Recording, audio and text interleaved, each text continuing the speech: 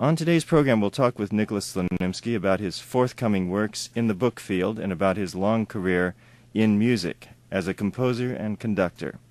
Also about some of his many personal acquaintances, such as Maurice Ravel, Igor Stravinsky, and Wolfgang Amadeus Mozart. To begin with, Nicolas, you've often said that you were born into a family of intellectuals, but were you the first genius in the Slonimsky family? Well, I don't know what to say. First of all, it's for the first time that a supposedly certified and certifiable non-insane program annotator in a certified and shall I say non-insane radio station would proclaim me a genius. I don't know what to do about this situation. I can't deny it, because when I was 6 years old, my mother told me I was a genius, and who would know it better than my own mother? Obviously, but I never expected that 85 years later, a person who is not my mother, I'm sure, because he seems to be masculine, he has a beard, and my mother never grew a beard, even in her old age, that he would proclaim it in California. Of course, you can proclaim anything in California. I've lived in California for some 15 years, and anything goes, but still, I know that there are some limitations. For instance, I was told by my music director that I'm not to use 7 words, and so I have a list of those 7 words, and naturally I have an itch to use one of them. I can say Le Coq d'Or, opera by Rimsky-Korsakov, and I can even mention the coccyx, but I cannot mention just the first syllable of those words. Well, I don't know whether I will be cut off right now. Well, anyway, I'm not given to mentioning any kind of words. As a matter of fact, I grew up in a Puritan family. When I was growing up, an early Freudian psychologist came to see my mother and asked her whether she would enlighten me on the facts of life, such as sex. My mother looked at him indignantly and said, "My dear fellow, this is a literary family," which of course was obvious. In a literary family one didn't have any such things as sex. As a matter of fact, the Russian word for sex is 1/2, meaning that originally sex was defined by whoever decided in the mythology to cut a person in 2 and create 2 genders, which may not have been such a good idea, but with overpopulation and so forth. Well, believe it or not, but I'm actually writing my autobiography. See, my publishers, who don't really have any kind of sound business sense, offered me a contract to write an autobiography. I told them they were crazy, because autobiographies wind up on the publishers' remainders counters. And the publisher, the head of the trade division of the Macmillan Publishing, so I mean, it wasn't even in California. I mean, the Macmillan Company is supposed to be sound and normal and completely sane. He said, "Not yours." Well, maybe, I don't know. Well, anyway, I'm writing my autobiography, and I'm dropping all inhibitions. I'm telling all kinds of scandals about people I knew, and I'm telling all scandals about myself. My great regret is that there aren't any scandals to tell about myself. You see, because, as I say, my mother warned me when I was 16 that sex was not to be fantasied about in a literary family. Well, so that delayed my progress in that field. But anyway, eventually I read some books and found out what it was all about. So I must say that I had quite a number of geniuses in my family. I mean, if we subscribe to the notion of the once famous, now infamous Italian psychologist named Lombroso, who wrote a book way back, I don't know how many years ago, Genius and Madness, in which he equated the two, and of course gave all kinds of examples of geniuses being mad or madmen being geniuses, or I would add the third category, madmen who claim to be geniuses. And that category, I regret to say, is the most populous of them all. Well, anyway, so among my family, I mean, there were all kinds of people, just extraordinary people, all unsuccessful. See, that was one common denominator of all members of my family. I had an uncle who invented a language. So he spent 40 years on inventing a language, but nobody spoke that language. So that wasn't very successful. I had another uncle who invented a chess opening, a chess gambit that became known as a Slavic opening. So he's been immortalized, but the only game of his that I could find in my chess collection was the game where he made all the wrong moves and lost his game desperately. Now, my grandfather, to begin at the beginning, was really quite a person, and apparently he was a great mathematician and great I don't know what, because there is a street in Tel Aviv named after him, the Slonimsky Street. So naturally, when I was in Tel Aviv 15 years ago, I had a picture taken in front of the sign, Slonimsky Street. So now I could fill an entire program just telling stories about my grandfather. Well, one of them had to do with his invention of the telegraph. Yes, my mother told me he invented the telegraph. But he was not interested in getting a patent or anything like that. He was interested in the product itself, not in letting anybody know about it. So he invented the telegraph. He wrote out how it should operate, and then he told his wife to put it on top of his secretary bookcase, and said, "Now let's see how long it will take them to figure it out." So a few years elapsed, and he read in the German Academy of Science report that a man named Morse invented the telegraph in the United States. So he said to his wife, "Will you fetch that old paper of mine and see how they did it?" And so he looked over the paper, compared it with Morse's inventions, said, "By golly, he got it all. Good for him." And I said, "Now I can tear it up." And he tore up his invention. Whereupon my mother always commented, "Now your grandfather was a genius, but he was very impractical. Do not follow in his footsteps." So what did I do? I followed in his footsteps, obviously, because the genes were stronger than the genius. Well. Could you explain what you mean by following in his footsteps? Well, following the footsteps, she meant that I should not invent something and then fail to patent it, or that I should not invent things that nobody wants. And he invented a lot of things that were mighty peculiar, quite a collection of them. And now I want to continue the story because it was really very amusing how life follows fiction. For years, ever since I was a child, I resented this story about my grandfather's inventing the telegraph because it was such plain nonsense, and I resented my mother's telling me this story. Then, in 1952, I read in the Boston paper the following open letter to Joe Stalin, saying, "Dear Joe, you say that a Russian named Slonimsky invented the telegraph. He maybe did, maybe he didn't, but we suspect that you invented Slonimsky. Now, this was too much.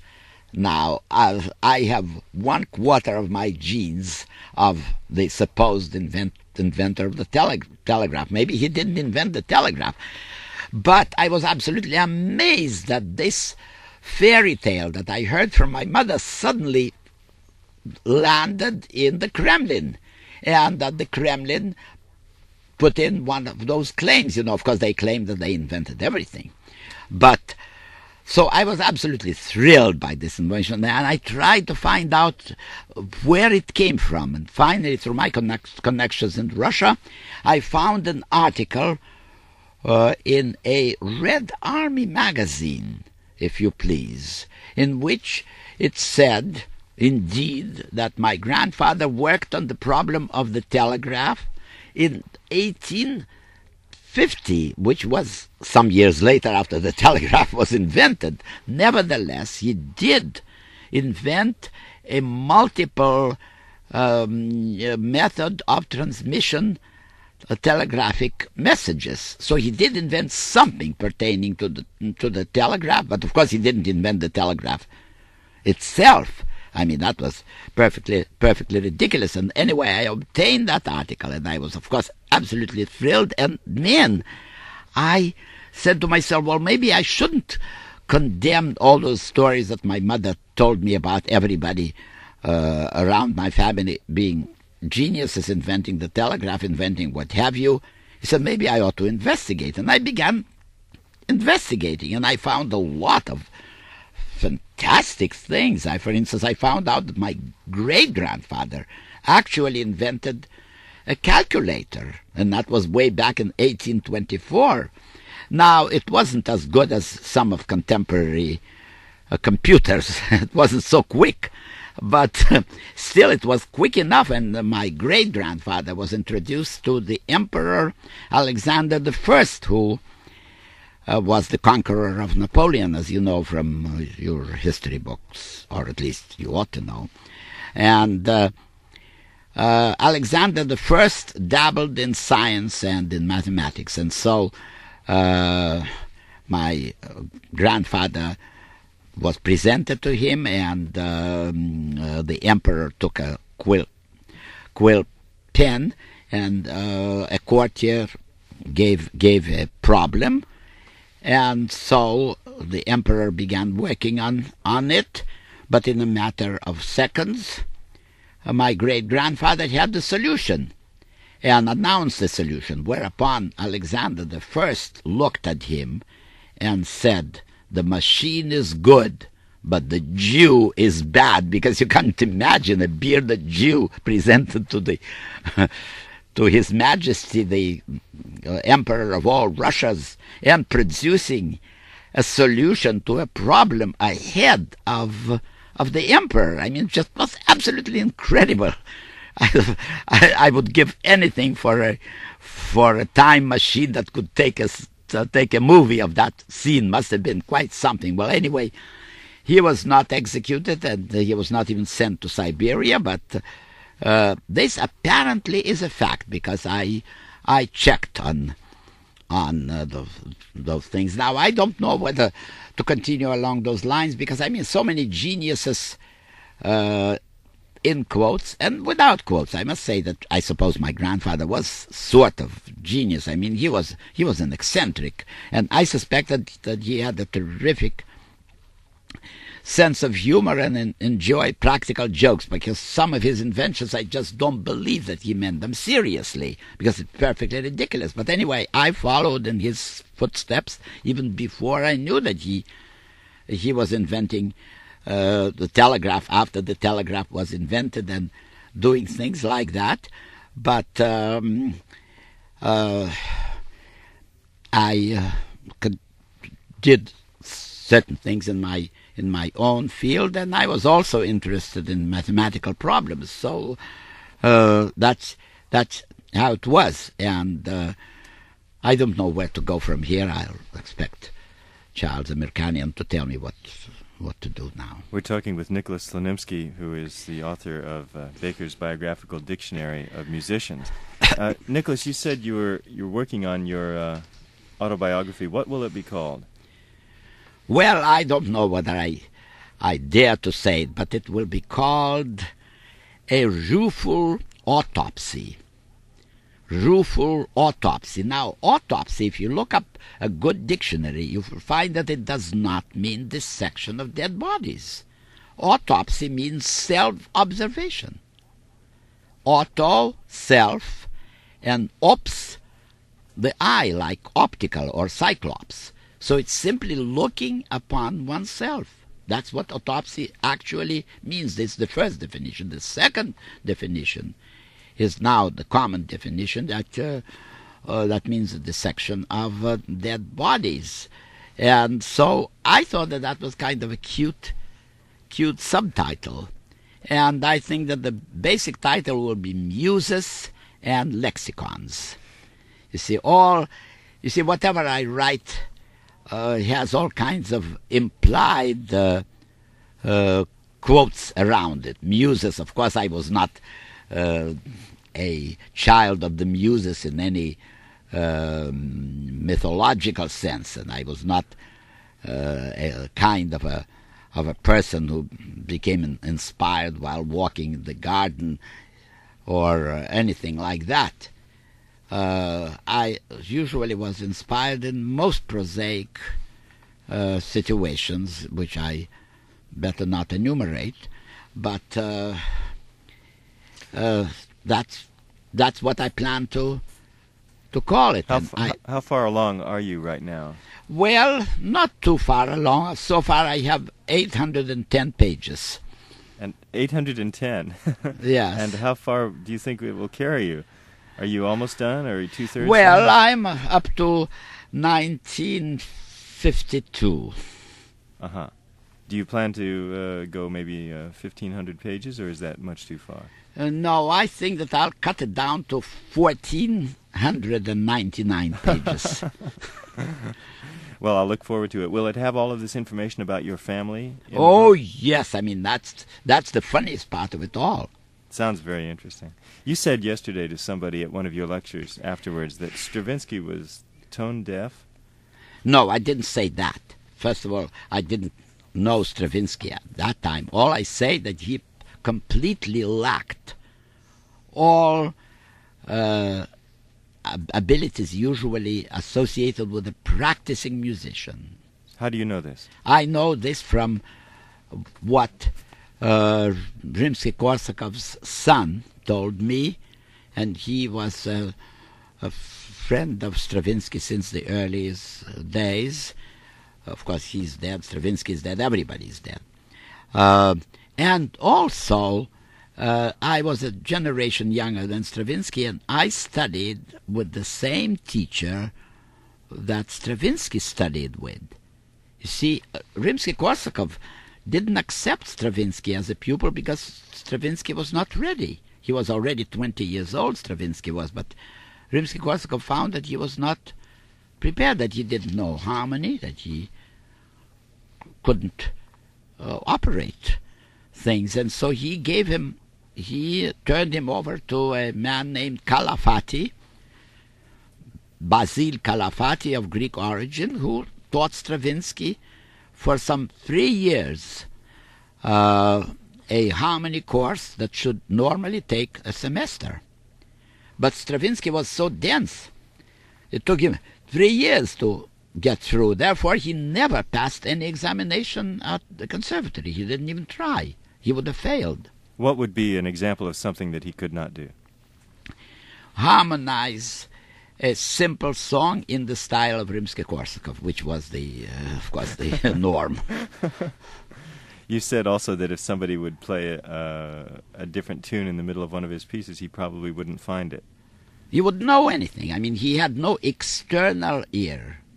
All of his genius was inside of him. That is, it was a projective genius. He had absolutely no reflective capacity. And this I found out when I played under his direction a little piece at a concert conducted by Koussevitzky years ago in Paris. My God, it was 1931, even before that, 1928. And I was to play the cembalo part, or rather cembalone part. It's an instrument with two manuals. It was arranged for piano. And I thought it was to be played as, normally for piano. And then I noticed that the left hand was written in the treble clef all the time, which was an obvious mistake to my mind, because the hands would have to be played crosswise all the time. So I naturally, instinctively played the left hand in the bass clef. And then I looked at the end and said, my God, it's still in the treble clef. It's an impossible combination. So I asked Stravinsky about this obvious mistake in the score. So I said, no, this is no mistake. This is correct. It should be, both hands should be in the treble clef, because it's on the cembalone and it has two manuals, and the second manual sounds an octave higher. Therefore, on the piano, it should be played just as written. But then I said to myself, my God, here I was sitting on the piano right under his nose, playing the left hand in the bass clef instead of the G clef. And in other words, what as I defined it scientifically in the double counterpoint of the 13th, and he was never aware of it in his own piece. So that is very strange. Of course, he was the poorest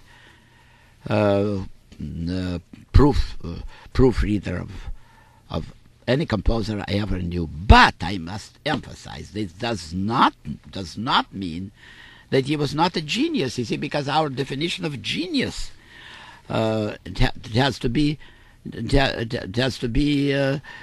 denoted carefully. A genius can be all kinds of things. Obviously, there are hundreds and thousands of people who would have perfect pitch and everything else, including myself, and who could hear notes and so forth, be practically clairvoyant or clairaudient or whatever, but it is not a guarantee for being a genius any more than perfect proofreading is a guarantee for literary ability or perfect spelling. Now, Hemingway was a wretched speller, and so I regret to say Kennedy was. It just spelled atrociously. But it doesn't mean that some librarian who can spell words like millennium or desiccated, and I haven't found one person yet who could spell those two words, millennium and desiccated. So it doesn't mean that that librarian would make a greater president than Kennedy or a greater writer than Hemingway. I mean, this is my conclusion. So after I realized that this is not a measure of genius, then I also changed my mind about the conservatory definitions of who is or who is not a genius. We're going to play next your recording of Ives's Barn Dance, which you made in the mid-30s. Could you tell us some of the circumstances of this recording? Where was it made exactly? It was made with a pickup group in New York. You see, at that time, I tried awfully hard to get some regular recording company to record something by Charles Ives, but they all rejected it. And as Ives wrote very bitterly to me afterwards, he said that recording companies are all hitched up with business. He said, look at their sissy catalogs, all just tra-la music. And he said, but we'll find some group that will play our music. By our, he meant not only his music, but the music of all of his associates and my associates, Ruggles, Varese, and Rieger, and so forth. And so we simply hired a pickup group of musicians in New York, and I recorded it. And so by this accident, I became the first person to record any music of Ives, any music of Varese, any music of Ruggles, etc., etc. I mean, an extraordinary thing. So I suppose I can claim that as an ornament of my escutcheon. But this was simply because, shall I say, the age was behind the times. I mean, that people who should have played Ives long before me simply didn't know what they were missing. And then, of course, the rest is history. Well, could people buy these records? Yes. Oh, they were even commercial records. Of course, now they are practically collector's items. What label did it come out on? Well, Ionization by Varese came under the label of Columbia, and the Ives pieces and the Ruggles pieces and others were under ad hoc level of the Pan American Association of Composers, which was our group. I mean, we just organized the group, and it was one of those things. And then, of course, it was re-recorded on the Orion label in Los Angeles, so it's now available.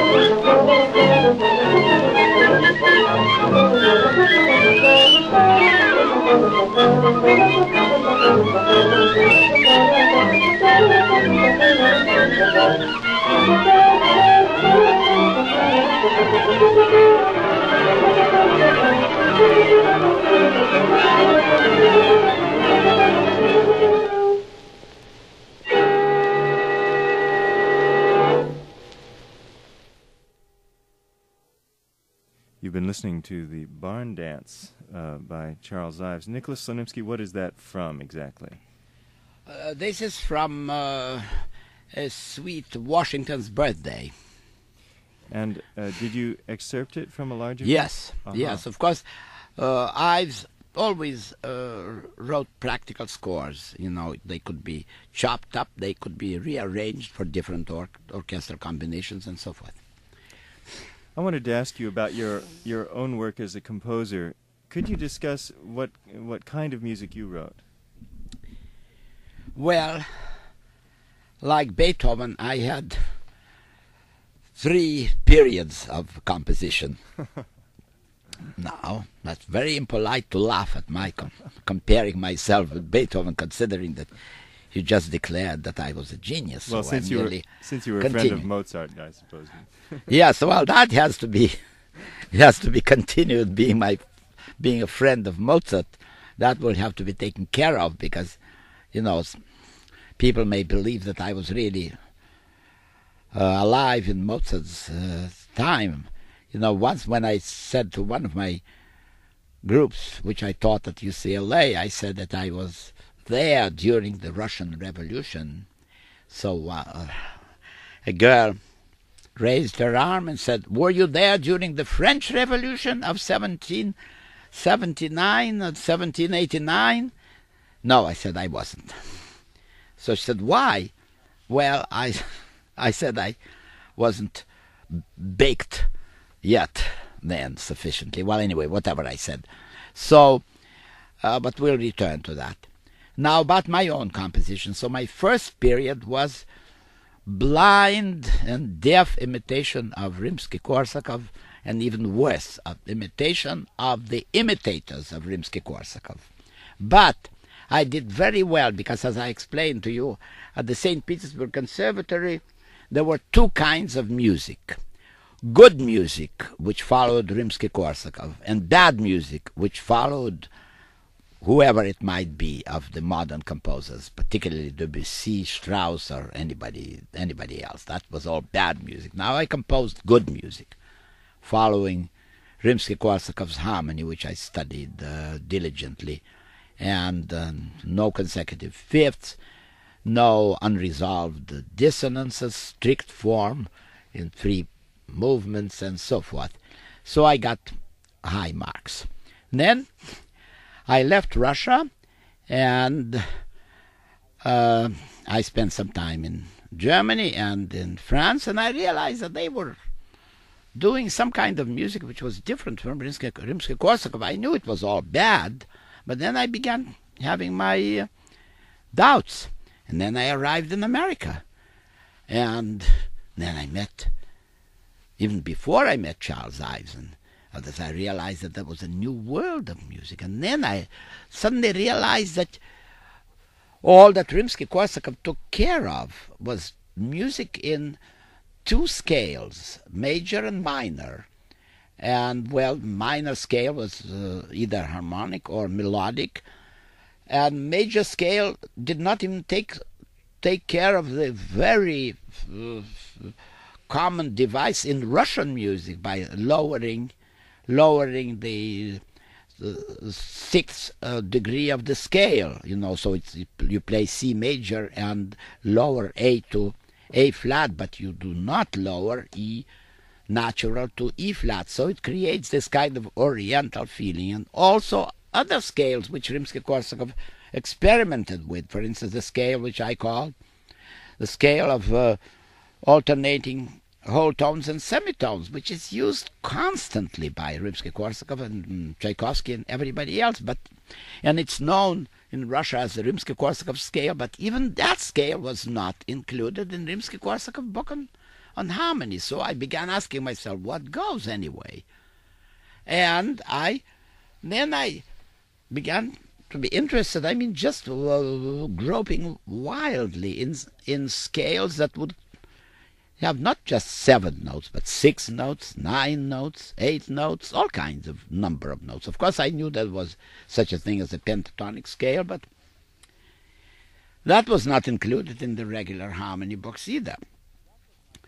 And that was a long period. And then I knew, of course, that the dissonances are not to be used unless resolved. But I said to myself, how about using consonances, but in different scales, so that they would be vertically consonant, but horizontally sort of atonal.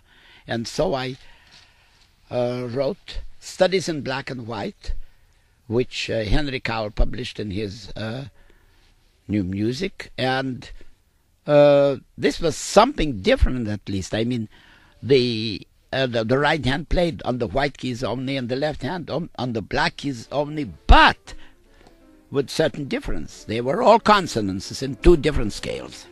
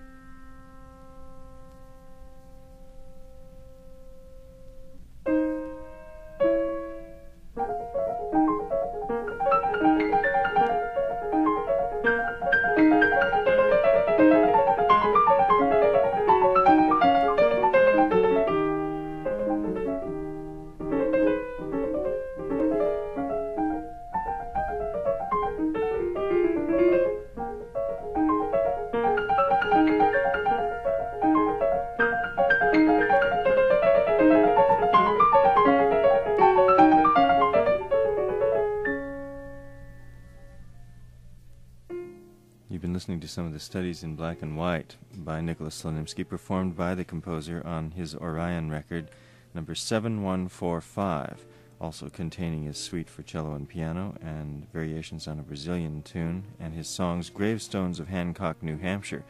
Nicholas, this last piece in the studies in black and white is not all consonants. No. What is this exactly? Well, this is a sort of a enlargement of consonant texture. It goes towards Wagnerian and Scriabinesque harmonies. In fact, I like this piece very, very much. And the right hand is still on the white keys and the left hand on the black keys.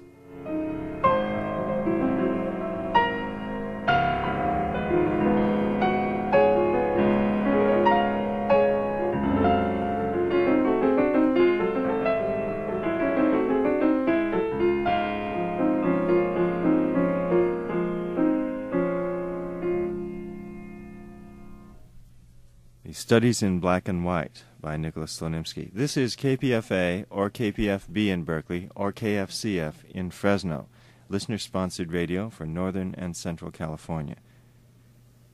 Our guest today is composer, conductor, musicologist Nicolas Slonimsky. Well, Nicolas, you said this was your second period of composing where you had your right hand on the white keys and the left on the black? Now, what happened in your third period? Well, I don't know what to say. First of all, of course, the second period was not just white keys against black keys. I mean, it was a sort of application of all kinds of things, you know. It was a random mixture, and I tried to establish some new ways, harmonic and melodic, that would be self-consistent. I must say that I never went for purely random composition because I didn't want to abdicate my personality, whatever it is. I never thought of myself as a composer with a capital K or with a capital anything. So, but my point was to find out what lay at the background of composition in modern styles. Now, of course, polytonality and polyrhythmics and all this sort of thing began to be surfaced long before my time. But, as I say, there were no reference works, there were no harmony books that would tabulate it. Well, there were some. There was a little book published by the Czech composer Alois Haba in 1928. Of course, he specialized in quarter tones, and I never got into quarter tones either because quarter tones could not really be created. I mean, you just had to take them on faith. A violinist would play out of tune, and he would tell you that he played in quarter tones when he just played off pitch. And you see, I was not satisfied with this sort of thing. And then gradually I began to develop a system of scales and harmonies which I could follow consistently. And that is a long story. And I began to compose in scales that contain 8 notes or 6 notes, or even 11 notes, and of course 12 notes. I mean, that 12-note scales, of course, are the familiar chromatic scale, and if those 12 tones are discombobulated and strewn around, then they are the foundation of the technique of composition in 12 tones established by Schoenberg about 1924 and of course anticipated by him long before that period. And then I began to be interested in problems. I mean, some of those problems were purely mathematical. For instance, one problem that fascinated me, can we split the chromatic scale into 4 different triads? It's not at all easy. In fact, at first I thought it was quite impossible, because there were 12 notes, and you had to arrange them in 4 different triads, in other words, completely tonal, and yet not miss a single note. Kind of difficult. Well, and then one day I suddenly had a point of inspiration, and I cried, "Eureka!" And I found the solution of the problem, and also a new resource for composition. At that time, I became very closely associated with Henry Cowell, and Henry Cowell was possibly the greatest innovator in musical techniques. He published a book, New Musical Resources, which just had everything, not only scales, but rhythms and all that sort of thing. When he published it, it was utterly impossible to apply all those rhythms. But now with the electronic instruments, you can do anything. And my other association was Joseph Schillinger, the Russian theorist who came to the United States and published a system of composition which was supposed to be a sort of a complete book on all kinds of compositions. See, I participated in bringing it out in printing, because Schillinger died before the publication of this book, and the book became extremely influential. In fact, Schillinger himself became extremely influential, mainly because jazz players and jazz composers began flocking to him in search of new theories. So he became a sort of a musical guru, sort of musical psychoanalyst of composers, including George Gershwin. So George Gershwin came to Schillinger and took a few lessons. I mean, he really never followed Schillinger's system, but anyway, that made Schillinger famous. And instead of charging $1 an hour as he used to before 1929, he began charging $100 for an afternoon, and promising to enable the most untalented composer to compose great music, which of course was strictly medicine man trick. And Schillinger had this kind of streak in him.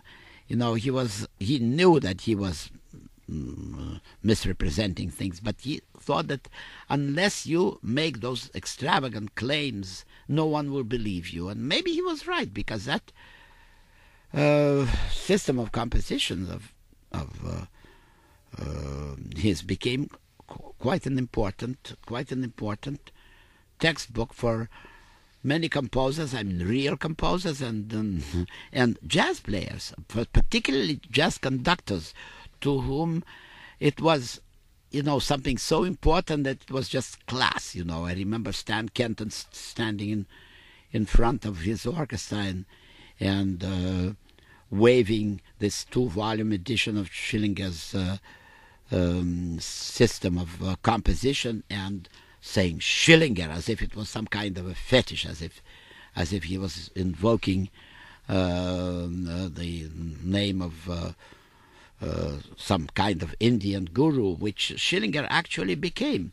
Of course, Stan Kenton and others could not read over more than 3 pages of this book, because Schillinger threw in binomial theorems and calculus and God knows what into that book. He didn't have to, but that again created a feeling of class. So if a person who is like Stan Kenton or somebody is basically literate musically and has this volume, he feels important. And everybody who is in contact with him feels important. So, by the way, did you ever hear any of Schillinger's music? Oh, yes, I heard every single piece he ever composed. Was there a piece for theremin and orchestra? Of course. Did you hear that piece?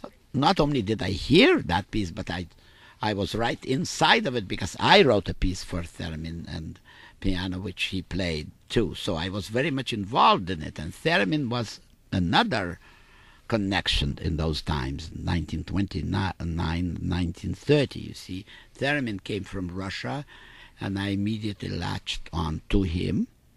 And of course, Schillinger was a Russian too, so Russian was spoken, and Theremin could never learn a foreign language. Neither could Schillinger.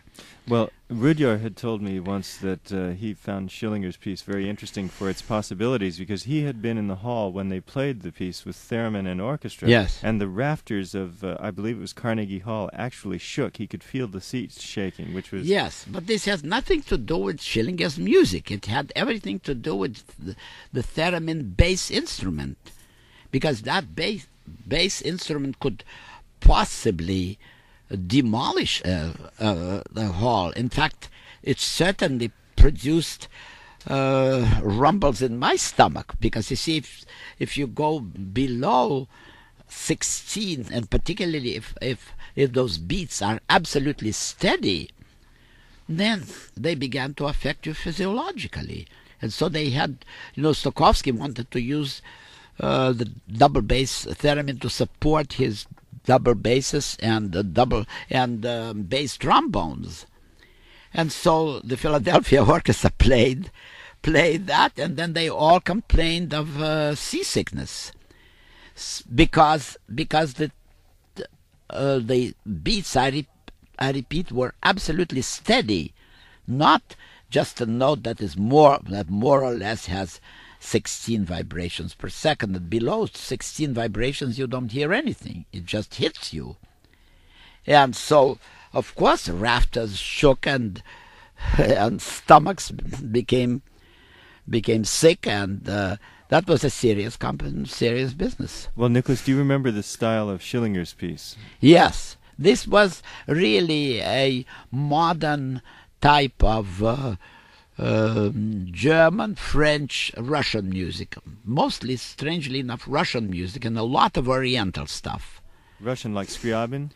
Like Scriabin, and also like Vasilenko and people like that, very, very Oriental in nature. He never tried to go beyond those pseudo-Oriental patterns. Well, who was the theremin player? Theremin himself. He was the only one who could play it. And I tried to play it, and then there was Wallingford Rieger played the cello part of the theremin when Theremin constructed a cello-like theremin, and then there was a woman who played, and then Joseph Achron, the composer. But they developed that Joseph Achron's nose was so long that it produced quarter tones on the theremin. Come on now. Well, it's true. Theremin told me, said, Joseph, she said, we can't let you play because your nose creates, raises the pitch. Who was Joseph Achron? He's not much spoken of anymore. Well, he was a remarkable musician. When Joseph Achron died, Schoenberg wrote about him that he was one of the most remarkable musicians and composers he ever met in his life. And I was close to Joseph Achron too, and he was a remarkable musician. Of course, his music is never played, but Henry Cowell published some of his piano pieces in New Music. Was the style of his music dated terribly? No, it would be modern right now, because it has something new, a little bit like Ruth Crawford, who is suddenly being revived. That sounds very interesting. Where were we? I forgot how we got off on this subject. Well, you were I talking don't know. about your third period. Yes, my third period. So my third period, I began organizing all kinds of scales. And some of those scales, I dare say, were very interesting, and particularly tonal combinations of the 12-tone system. All my pieces are very short, because I simply didn't have enough breath or inspiration or whatever, which is very lucky, because if I had a great symphony lying in the attic, then I would turn against the world and would throw bombs and God knows what. Well, you know what Copland says about people who write short pieces? He says that most women write short pieces because they don't have the capacity to concentrate over 40 minutes. Now, do you think that No, well, this is a joke. Well, he was speaking about the lack of famous women composers, and I thought that was a Well, it's incidentally untrue. Lots of composers. Clara Schumann wrote a lot of works. No, this is his anti-feminism. Mm-hmm. What about yours? Well, I could not compose pieces of large dimensions. No, about your anti-feminism, I mean. Anti-feminism? Where did you get that? I was surrounded by women all my life. I was practically educated by my aunt, a famous piano teacher, Isabel Vengerova, who gave me my first piano lessons and fostered my development, and who suffered great disappointment when I did not become a pianist at least equal to Horowitz. Well, don't laugh. She thought that before she died, she said to a friend of hers that nobody could play Schumann with such romantic expression as I did. Well, it's quite a compliment. I don't know whether it is. So anyway, you compose short pieces. So I composed short pieces of all kinds, but I used all those scales and things. See, so I developed a method whereby I dare say that some of my pieces could be actually recognized, pinpointed by the use of cross consonances, not cross dissonances or cross relations, but cross consonances. That is, it can be illustrated very, very easily by playing the C major scale and harmonizing it with perfect consonances on black keys. And maybe we could listen to a few of your Minitudes, which are... Yes, well, Minitudes, also. Each Minitude, which I composed about 5 years ago, 5 and 6 years ago, and there are more coming, and they will be published in a complete edition by Schirmer, yes, 50 of them. And you see there, I don't know what is more important in Minitudes, the titles or the music. Probably the titles. Maybe I should give you a chance to announce the titles as each piece is going by on the record, so we'll just... well, no, I think that, you know, some of the titles are so complicated that... you'll never get them out. We'll never get them out. For instance, there are things that I call... fortuitous expropriations, meaning picking up somebody else's tune and then transforming it so that it becomes unrecognizable. Now, for instance, taking Bach's fugue and then arranging it in several tonalities, but again without using any dissonances, but shifting tonalities all the time to produce an impression of a phonograph winding down or winding up, or multiplying Bach by 2 and getting the Debussy effect. By doubling the intervals. Doubling the intervals, so as to abolish all semitones. What's the first piece on this Minitudes record?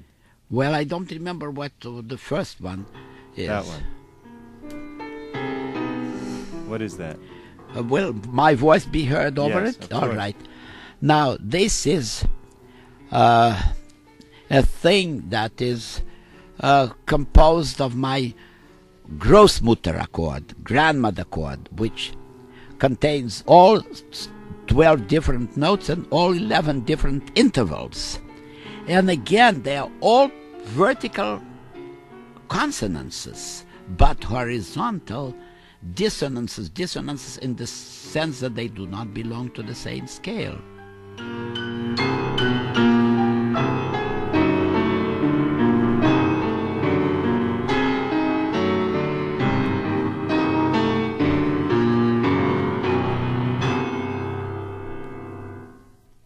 That's very short. Are all of these that They short? are all short. That's why they are called Minitudes. Now, listen to this. Mini-etudes. Here is Bach deformed and distorted and otherwise discombobulated.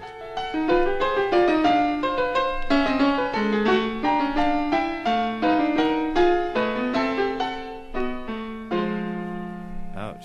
What are you doing there? Modulating every... Modulating every half bar. Oh, now here's the Debussy effect. That's the Debussy effect. All whole tones.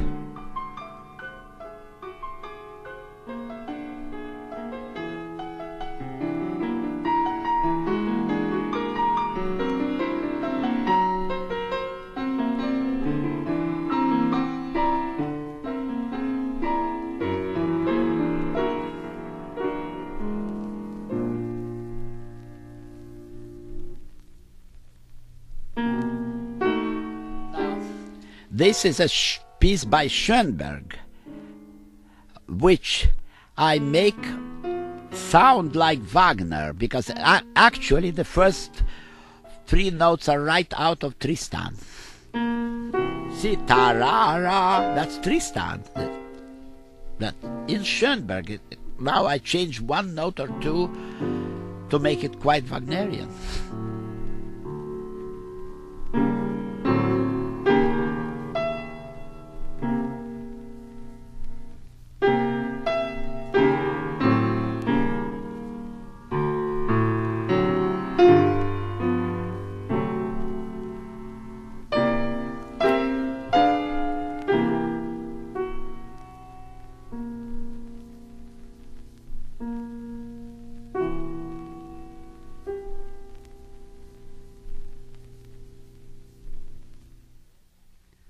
Tristantissimo.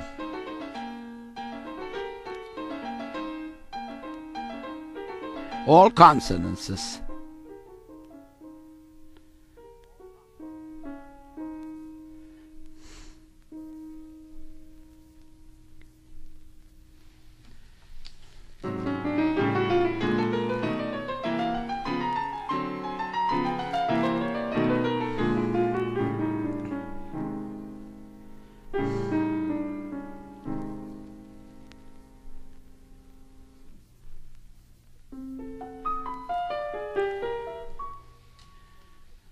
This is my Großmutter disemboweled. Großmutter chord, disemboweled meaning fragmented.